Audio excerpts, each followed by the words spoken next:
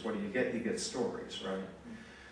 But Mom had her agenda. I could hear it. You know, she's saying, you know, you're looking for the Unabomber, but you know, look, we're a normal family. You know, we did all these wonderful things together. You're looking in the wrong place if you're looking in a family like ours.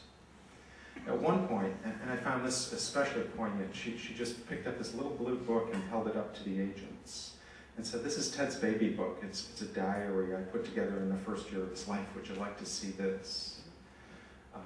And they said, "Yes, ma'am, that might be helpful." And they took the book and they wrote out a receipt and bagged it as evidence.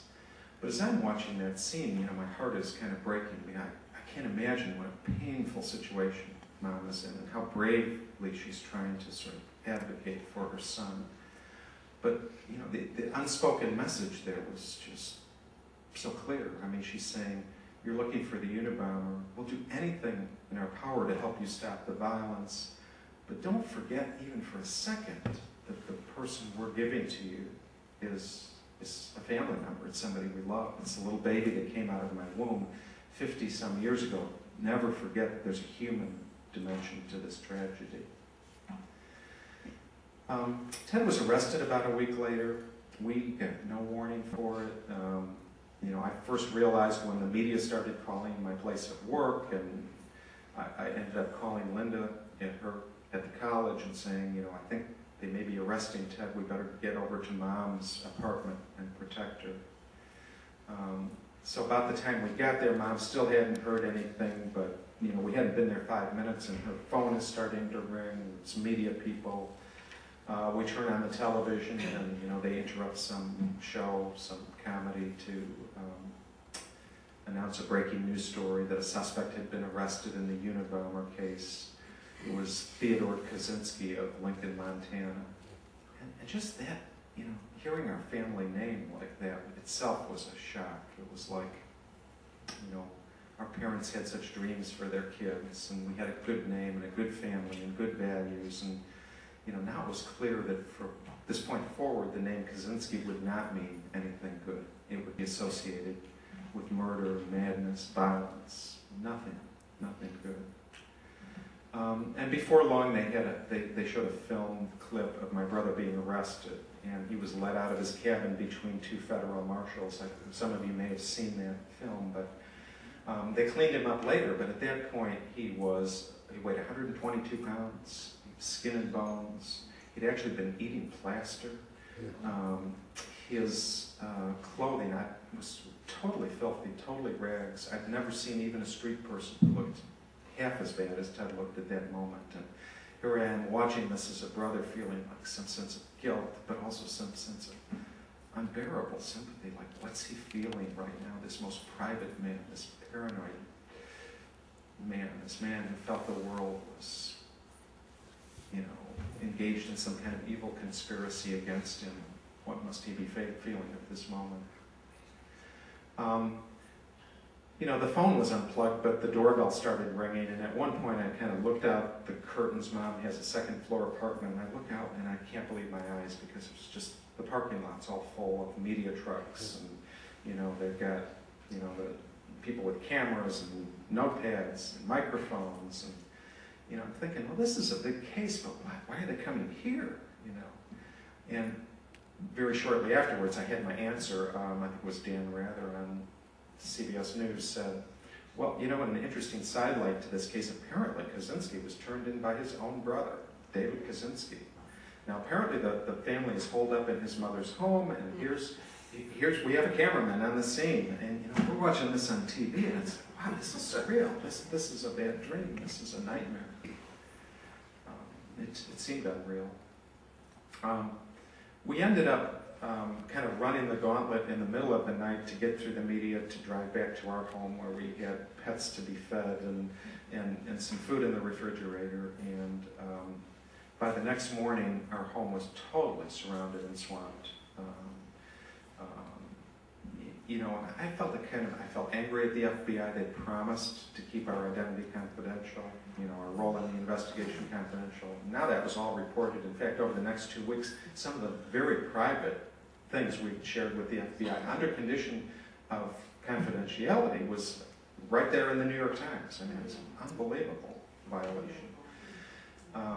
But also we felt that the media didn't have any right to peer into our grief. I mean, we had no obligation to speak to them, but they wouldn't leave until we showed our faces, until we said something. And ironically, we didn't even have words to go with what we were feeling. We were in shock, a deep sense of grief that was beyond any kind of words. We stayed sort of prisoners in our own home for about 10 days. Eventually, the media started to drift off. Our lawyer gave a kind of press conference and said, you know, leave him alone. If you need information, come to me. And the media kind of glommed onto him then. I felt very violated by the leak in the FBI, the breaking of their promise. I felt more violated a little while later, about 2 months later. You know, as we're watching on TV, we're hearing, you know, all this speculation. Like, why did he turn in his brother? Did he do it for this reward money? And then we heard speculation about, you know, what kind of a family would produce such, not only such a violent person, but such a strange person. Must be one pretty strange family. And almost our feeling was, gee, we experienced a kind of social death. That, you know, how could we ever leave the house? And you know, not only would we be, you know, relatives of, you know, a notorious serial killer, but we were I think David Letterman called me a big snitch or something like, you know, it's like, wow, we had a double stigma. And you know what really felt so comforting and was so surprising were the letters we began to receive. I think in all, it's been over 1,000 letters we got those first few months, mostly from strangers from all across the country. And at first I was even reluctant to open the letters, thinking it would be hate mail. And as I began to open them one by one, I realized it wasn't hate mail at all. That, you know, people out there in families of their own were looking at this and feeling sympathy for us, empathy, even admiration for our courage. And I began to sense, you know, maybe we don't have anything to be ashamed of. But what really bothered me next was there was also some speculation about the Unabomber's mental condition. It was clear that they had arrested the right person. In fact, when they went into my brother's cabin, they found underneath his bed where he slept, wrapped in a package apparently ready to be mailed to someone, another live bound. So obviously they had the person. But there was speculation, you know, the only real question remaining for the criminal justice system, does the Unabomber spend the rest of his life in prison or does he get executed? And you know, most of the public discussion hinged on the question of his mental status. And so in that context, the reason why I felt so violated by what the Justice Department did was because I expected them the same kind of integrity that we had shown in coming forward. We looked at the truth when the truth was very, very painful to look at. Yet they ended up hiring a psychiatrist who was essentially a kind of hired gun. He would go from case to case, always testify for the prosecution, always either minimize or deny the mental illness of the defendant. In fact, this guy was in the news recently. You may remember the Andrea Yates case, the woman in Texas who had drowned her 5 children.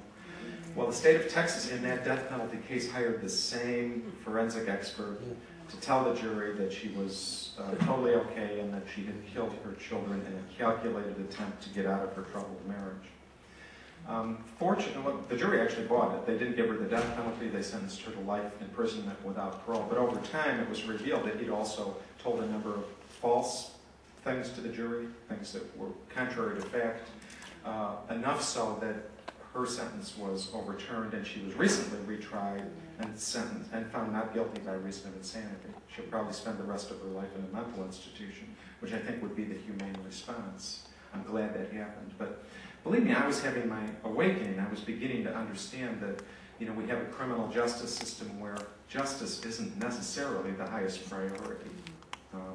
It's an adversarial system, so to some extent it's about winning and losing. And to some extent, you know, it's about politics, and it's about public perception, it's about careers, it's about egos, and sometimes truth gets lost, and sometimes justice gets lost, and suddenly this is what we were dealing with. Ultimately, my brother didn't get the death penalty. He got life imprisonment without parole. He's now in a federal supermax prison in Colorado. You know, he didn't get the death penalty not